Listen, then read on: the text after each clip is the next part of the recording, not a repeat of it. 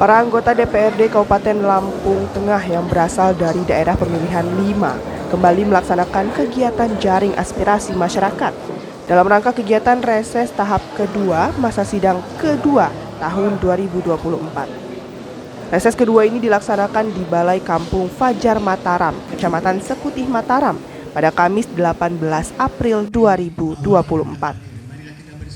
Pada kesempatan tersebut hadir langsung Ketua DPRD Lampung Tengah Sumarsono dengan didampingi oleh Wakil Ketua 1 DPRD Lampung Tengah Julius Heri Susanto serta beberapa orang anggota DPRD Lampung Tengah yang berasal dari Dapil 5 yaitu Rinjani Andi Wijaya, Jauhari Subing, Slamet Anwar, dan Nikomang Dresti.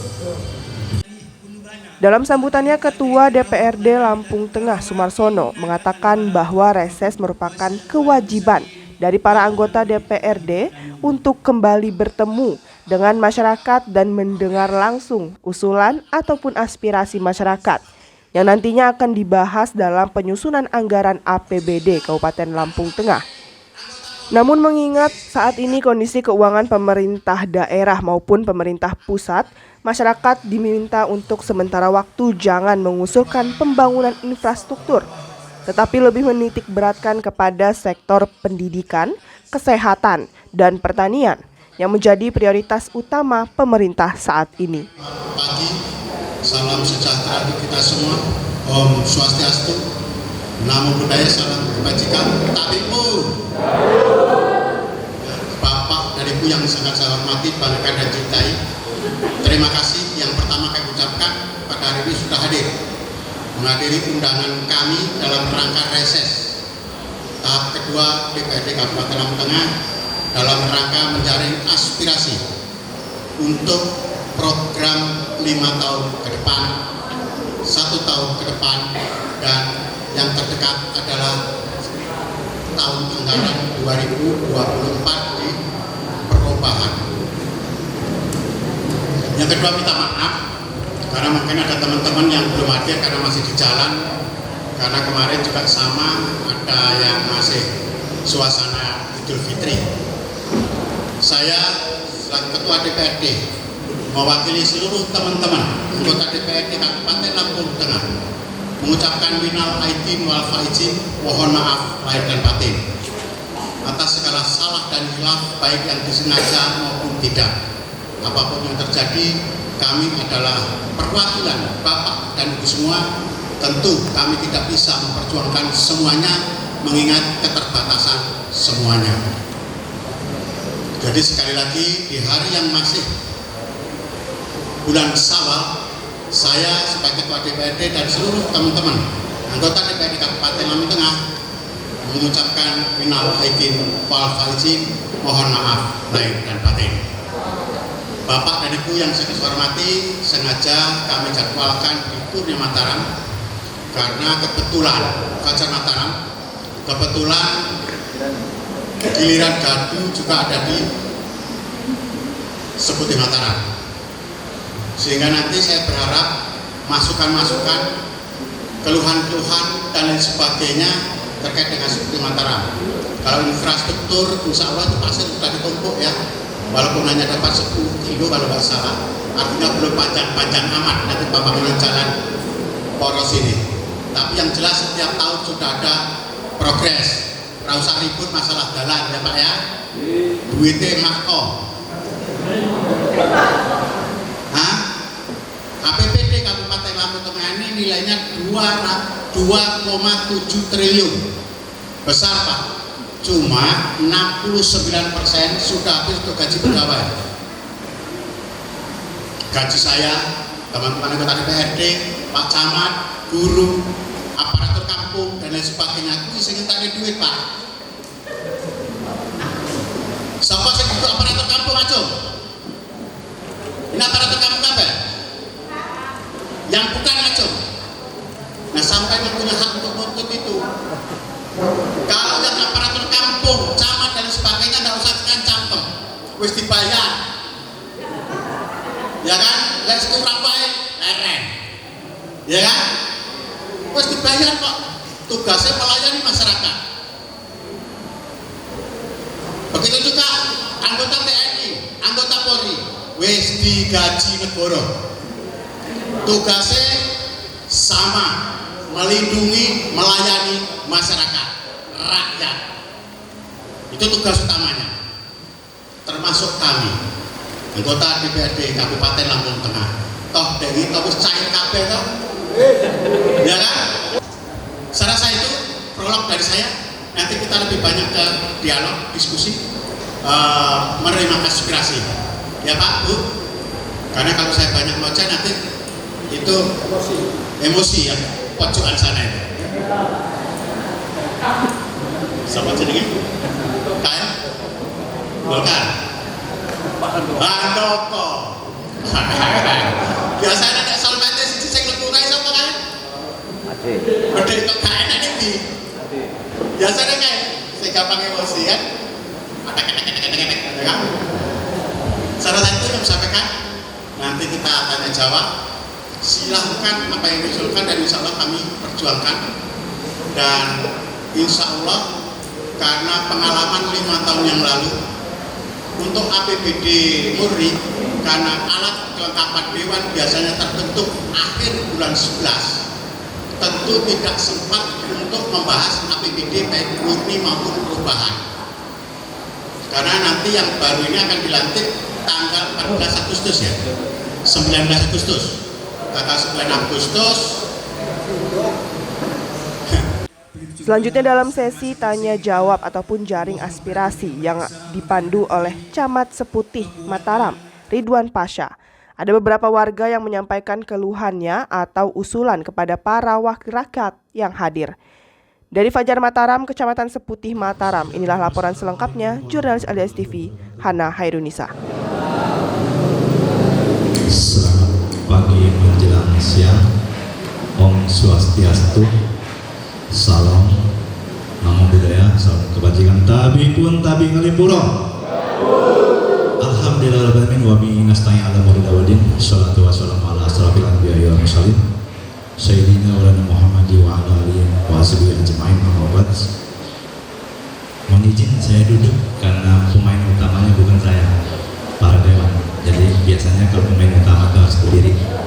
Bapak Ibu yang saya hormati, awal sambutan saya sama dengan Pak Ketua Dewan tadi, saya mengucapkan minal aijin wal faizin. Mohon maaf lahir dan batin. Maafkan apa yang menjadi dosa-dosa kesalahan saya, baik yang sengaja ataupun yang tidak saya sengaja. Begitu juga sebaliknya saya akan memaafkan semuanya, karena selama tahun kemarin ya banyak sekali mungkin hal-hal hilaf yang tidak bisa kita kontrol, yang kita lakukan selama kita bermasyarakat. Dan insya Allah kita bisa bertemu di tahun depan yang akan datang. Dan yang pasti di suasana Syawal ini seharusnya kita selalu menumbuh kembangkan rasa kebersamaan kita. Jangan kita memantik suatu hal yang bisa menjadi perpecahan di antara kita. Itu penting sekali. Karena sekarang ini, zaman sekarang ini gesekan gampang sekali digesek dan lain sebagainya. Itu hal-hal begitu kita hindarkan. Kita bersyukur hari ini kita bisa berkumpul, karena jujur saja seperti Mataram ini sawahnya dibagi 3, Bapak Ibu. Saya kaget tadi Pak Kepala Kampung hampir 90% datang. Artinya Bapak Kepala Kampung sesuai dengan arahan orang-orang Palembang. Sawal Lebaran itu dibagi 3. Yang pertama itu adalah Lebaran kebersamaan. Masih bisa bersama-sama kita hadir sini. Itu yang penting. 10 hari berikutnya Lebaran kita di Seputih Mataram ini penuh kehangatan. Ya, sudah banyak rendang-rendang yang dihangatkan di rumah. Karena kalau nggak dihangatkan basi, Bapak Ibu. Nanti di terakhir bulan Syawal yang pasti Lebarannya Lebaran perasaan. Perasaan sayur masih banyak, perasaan dompet masih ada isi. Yang cair kan hanya anak-anak ya. Itu yang ada di viral-viral, dan alhamdulillah kita bisa berkumpul semua di sini, bisa hadir dengan kebersamaan kita, sehingga di momen yang sangat indah ini, di momen kasih sayang ini, selalu saya tegaskan, mari kita sama-sama perkuat rasa kebangsaan, perkuat rasa persatuan, dan perkuat rasa persaudaraan. penting sekali harus kita tanamkan. Bapak Ibu yang saya hormati, alhamdulillah hari ini hadir semua 60% dari Dewan di Dapil 5 ini, dan momen ini juga kita nanti akan diskusi yang menjadi pokok permasalahan di kecamatan kita, monggo disampaikan. Tapi saya perlu ingatkan lagi, jangan terlalu berharap banyak karena keuangan negara, keuangan kabupaten masih tertatih-tatih. Banyak anggaran kita yang bergeser untuk pileg dan pilkada, tapi insya Allah dengan kesaktian kawan-kawan dari Dewan ini, karena beliau ini punya ranah sendiri untuk penganggaran, yaitu dari jaring aspirasi. Mudah-mudahan nanti bisa. Saya juga, Pak Ketua tadi, saya juga sebenarnya berharap reses ini jangan hanya kurnia dan pacar sebenarnya. Carilah kampung-kampung yang balai kampungnya memang sudah rusak, karena sudah jadi kebiasaan kita Bapak Ibu, Pak Dewan, setiap reses itu balai kampungnya pasti dibenerin. Dan ada yang nggak keluar data-datanya Pak. Nah itu yang saya tanyakan, tolong Pak, ini masalah rabu ini petani ini sangat mengeluh. Ini saya mewakili. Yang kedua Pak, masalah bibit bantuan Pak, itu potong leher. Masalah bibit rabu ini, masalah bibit rabu. Yang ketiganya air Pak, air ini yang di sebelah sana itu Pak kayaknya nggak nyampe dari bawah. WS BS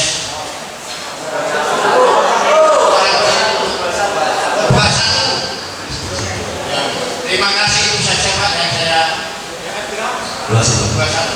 Terima kasih.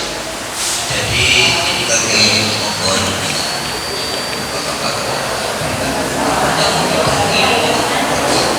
karena kejadian ini sudah dilakukan di 2017 waktu itu dari Jawa,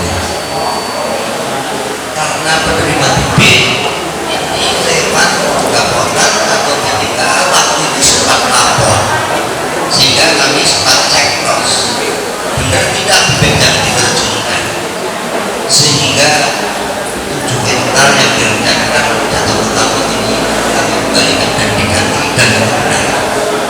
Hanya untuk tahun ini, mudah-mudahan ini anggota P3A atau Kabupaten Banjar ini mudah-mudahan diundang. Tolong produknya jangan diterus-teruskan ya, karena ini mencelakakan teman-teman kita. Kadang-kadang dia menerima sesuatu itu seperti barang jatuh dari langit, diam-diam nggak lapor. Saya hanya selalu cek cross, benar tidak. Semestinya paham saya bantuan itu dipastikan itu pasti bibit yang lebih baik. Ini kan dalam rangka membantu Bapak Ibu sekalian. Ini tolong kami hadir untuk P3A-nya dengan Kapolta. Tolong selalu komunikasikan sebelum dibagi. Mungkin ini aja Pak, kami hanya mempertegas penjelasan tentang Bapak. Terima kasih. Yang mau saya sampaikan begini, tadi sudah disampaikan masalah pupuk, tapi memang sangat rumit Pak. Saya menambahkan saja, karena pupuk ini sudah untuk KTP kita dikumpulkan, kita sudah tinggal hanya saya sendiri pengalaman tunggu 3 jam ini hanya dapat pupuk itu 5 kilo dipoto lagi, enggak diambil, berikutnya kita tak dapat. Seperti itu. Jadi sangat mengeluh semua.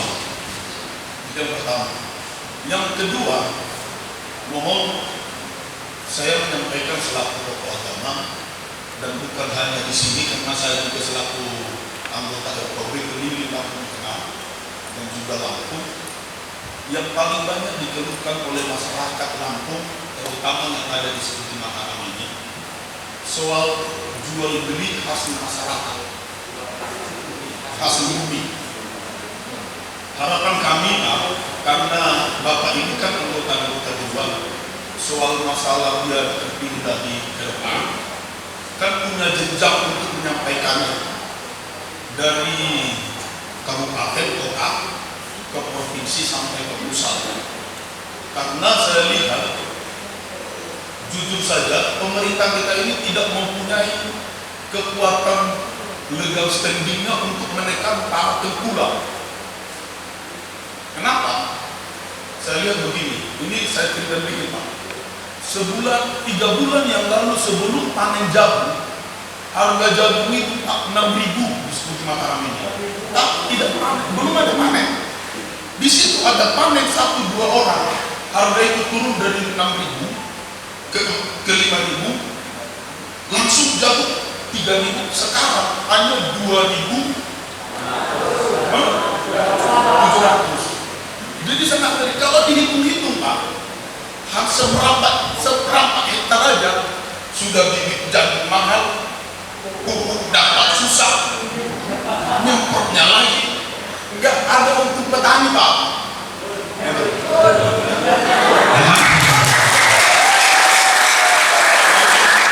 Jadi saya juga selaku ketua komite di sekolah SMA Negeri 1 Mataram, saya bagaimana penderitaan masyarakat.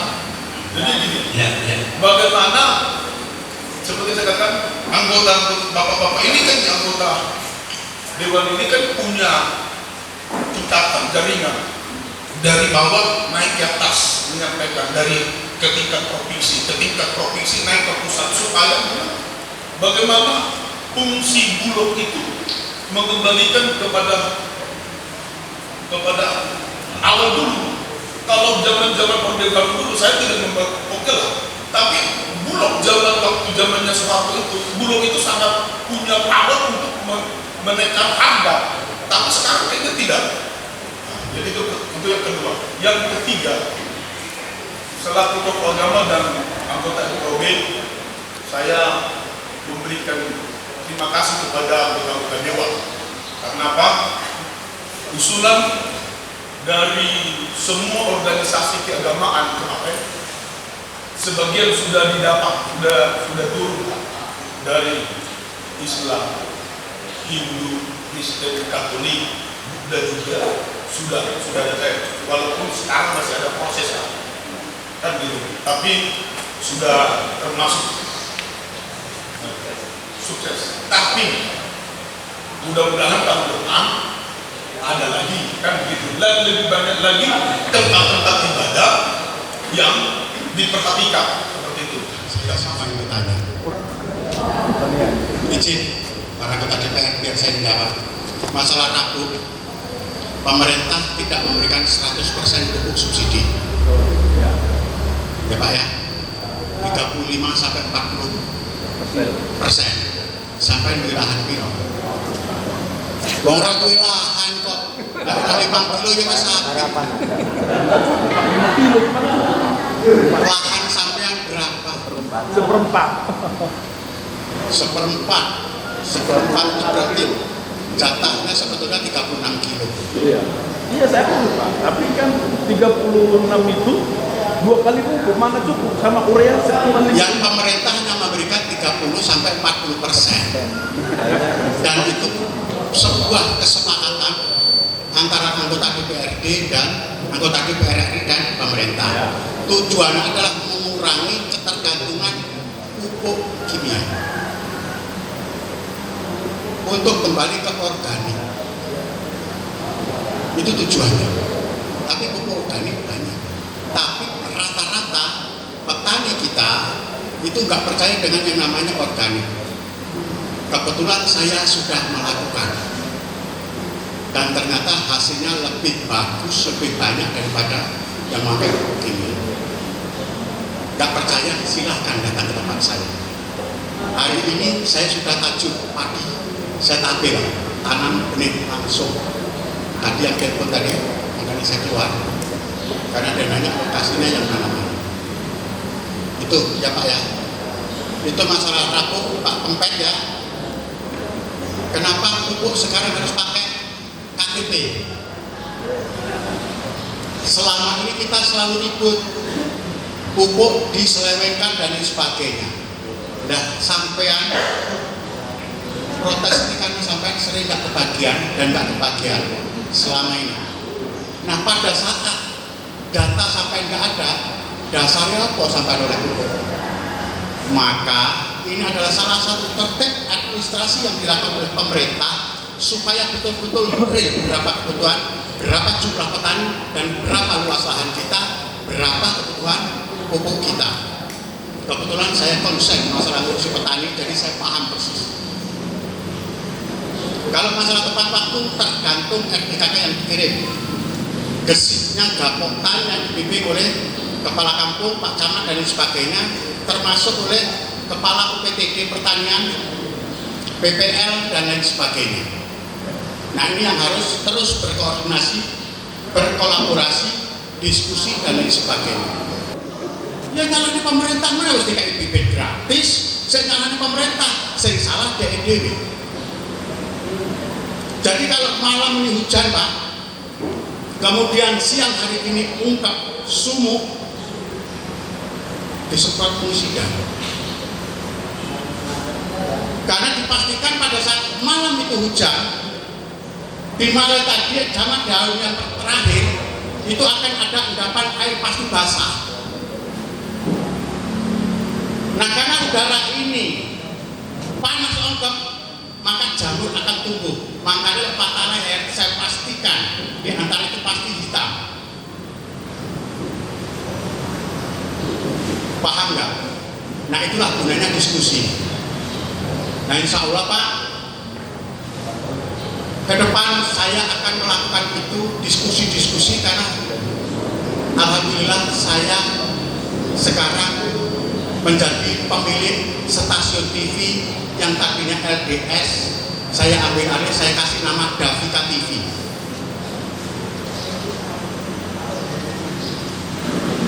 Jadi nanti setiap periodik saya akan apa diskusi-diskusi dan kita ikut. Yang tadinya TV, LDS TV itu sudah saya ambil alih dan menjadi Davika TV. Ada Rodeweta stasiun TV tadinya viral. Nah, cuman aku lagi lembaga dunia bergimana. Nah insya Allah saya akan adakan diskusi terkait dengan kerukunan umat beragama FKUB. Pak Panjaitan dan pupuk tadi kan sama. Harga pemerintah daerah sudah sebetulnya kami sudah mendorong untuk diadakan resi gudang. Jadi kalau barangnya murah dititipkan dulu, bisa bor. Resinya ini bisa pinjamkan nanti di Bank Rajasa atau Bank Lampung. Setelah harga naik, nanti sampai baru jual. Namanya resi gudang. Nah tapi belum dianggarkan, tapi program sudah ada. Gudangnya saya masih minta kalau ada di tempat yang strategis.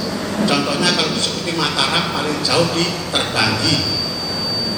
Biar yang dari seperti Mataram bisa titip di gudang sana, dan resinya ini jaminan dari pemerintah daerah bisa dipinjamkan karena petani kan pasti punya hutang untuk beli pupuk, untuk biaya perawatan, mau membayar anak sekolah, ya kan? Begitu panen mau hajatan, nah bisa dipinjamkan. Ini jaminannya resi gudang ini, tapi diverifikasi oleh kepala dinas. Kalau dulu namanya ada KUD dan Puskut. Kenapa kemudian KUD dan Puskut itu berhenti? Karena duitnya dikorupsi Pak Pendeta. KUD itu dikasih duit piro wae entek. Gak usah sulit-sulit sekarang. Badan usaha milik kampung ada yang berkembang. Sapi ini panggah pitu, ya kan? Aku mau tuku sapi BUMN setahun, sesok malah cilik sapi orang tambah gede.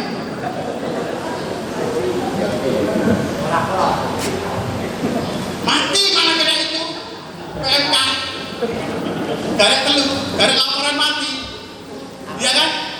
Nah kalau pemerintah pusat udah nggak ada salah untuk menggelontorkan program ini. Terkait patung nanti coba kita sampaikan Pak Pendeta ya. Patung tuku tubuh kerukunan umat beragama. Apakah urgen, penting? Apakah dengan adanya tubuh ini nanti akan menjadi semakin rukun? Atau enggak juga enggak? Intinya bagaimana kita saling menghormati dalam rangka Bhinneka Tunggal Ika. Karena sejatinya semua agama membimbing kita ke arah kebaikan. Walaupun saya tahu kita semua ngerti baik, tapi begitu diiming-iming apa-apa, elek juga terancam. Ya kan? Terserahlah, iya. Ya Pak? Kalau masalah bantuan, nanti saya lihat aja nanti di Afrika TV ada edukasi kalau masalah pertanian yang jamur, yang merem dan sebagainya, nanti kita ajarkan semuanya di sana. Salah satu, sekali lagi, terima kasih Pak Camat dan Forkopimcam, terima kasih Desi dan seluruh kepala kampung, aparatur kampung, teman-teman anggota DPRD, Bapak Ibu, tokoh masyarakat atau agama atas kehadirannya sehingga kami bisa melaksanakan tugas ini. Lebih kurang saya maaf kepada Allah Sampun, saya wabillahi taufiq wal hidayah. Wassalamualaikum warahmatullahi wabarakatuh. Karena kebetulan itu memang bukan wilayah Kabupaten Lampung Tengah, itu wilayah provinsi. Insya Allah kita salurkan ke